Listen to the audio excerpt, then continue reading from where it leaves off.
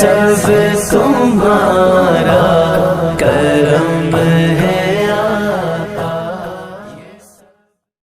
صلو علی الحبیب صلی اللہ تعالی علی محمد صلی اللہ تعالی علیہ وآلہ وسلم۔ صلاۃ والسلام علیکہ سیدی یا رسول اللہ صلی اللہ تعالی علیہ وآلہ وسلم۔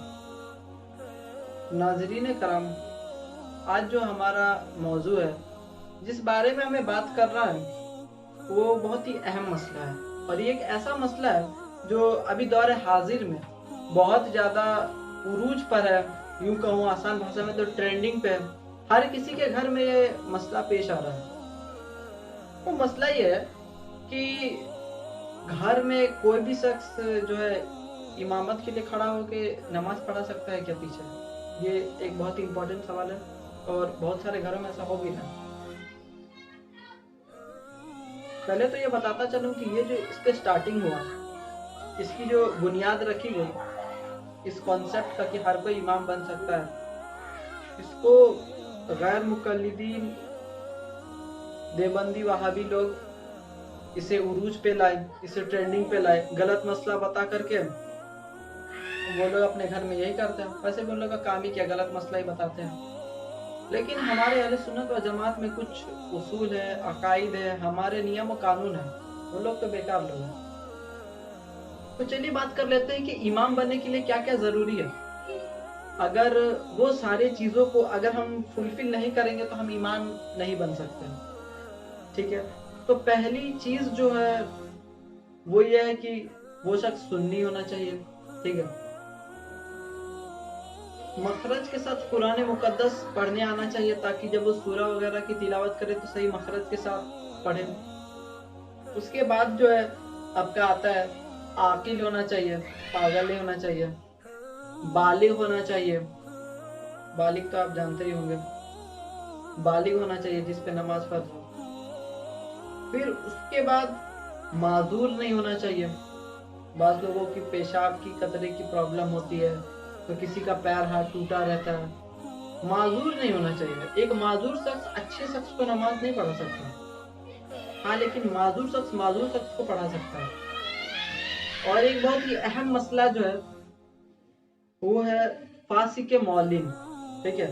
فاسق معلم، چلیے جان لیتے ہیں اس کا مطلب کیا ہوتا ہے۔ فاسق معلم، فاسق معلم کا مطلب یہ ہوتا ہے کہ اعلانیہ طور پہ گناہ نہ کرنے والا شخص، ٹھیک ہے؟ اعلانیہ طور پہ گناہ نہ کرنے والا شخص، جیسے کہ یوں کہوں، جیسے کہ کوئی شخص داڑھی منڈواتا ہے، سب کے سامنے وہ اعلانیہ طور پہ گناہ کر رہا ہے، تو وہ فاسق معلن ہوگا۔ جھوٹ بول رہا ہے سب کے سامنے، فاسق معلن ہوگا۔ غیبت کر رہا ہے، چغلی کھا رہا ہے، فاسق معلن ہوگا۔ اسی طرح انسان کے اوپر بعض علم ایسے ہیں جن کا حاصل کرنا فرض ہے، جیسے کہ نماز کن چیزوں سے ٹوٹتی ہے، نماز کے مکروہات، اور بھی دیگر چیزیں جو ضروری ہے، وہ سارے چیزوں کا بھی علم ہونا ضروری ہے۔ اگر وہ سب بھی نہیں ہوگا، امامت کے مصلی پہ آپ نہیں جا سکتے۔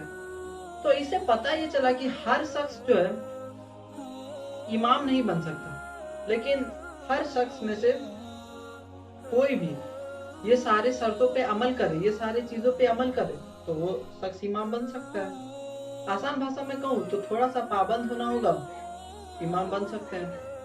اور ہاں ایک اور چیز بتاتا چلوں کہ اگر آپ نے ایسا کیا ہے کہ آپ ایسے کسی امام کے پیچھے نماز پڑھ چکے جن پہ یہ شرائط پائی نہیں جاتی، تو آپ کو وہ نماز واپس دہرانی ہوگی۔ بہتر تو یہ ہوگا کہ آپ کوئی عالم صاحب سے چاہے تو رابطہ کر کے اس کے بارے میں اور اچھی طرح سے جان سکتے ہیں۔ ڈسکرپشن میں ایک کچھ ایسی دلیلیں بھی دے دوں گا اور کچھ ویڈیوز ایسے ڈال دوں گا کہ جس میں ایک دم وضاحت کے ساتھ بتایا گیا ہو کہ امام کے لیے کیا شرط ہے، اور یہ کون کون سے حدیث سے ثابت ہے، کون سے کتاب سے ثابت ہے، ٹھیک ہے؟ انشاءاللہ۔ اس کے بعد جو ہے اگر آپ کے گھر میں کوئی ایسا شخص نہ ہو جو یہ سارے شرائط کو پوری کرے، تو بہتر یہ ہوگا کہ آپ علیحدہ الگ الگ نماز پڑھیں۔ ساتھ میں نماز پڑھیں گے تو نماز نہیں ہوگی۔ اسی انشاءاللہ ملتا ہوں آپ سے اگلے ویڈیو میں۔ دعا خیر میں یاد رکھیں۔ کوئی ڈاؤٹ ہو کمنٹ باکس میں آپ آرام سے पूछ सकते हैं, इंशाल्लाह मैं जवाब देने की कोशिश करूंगा।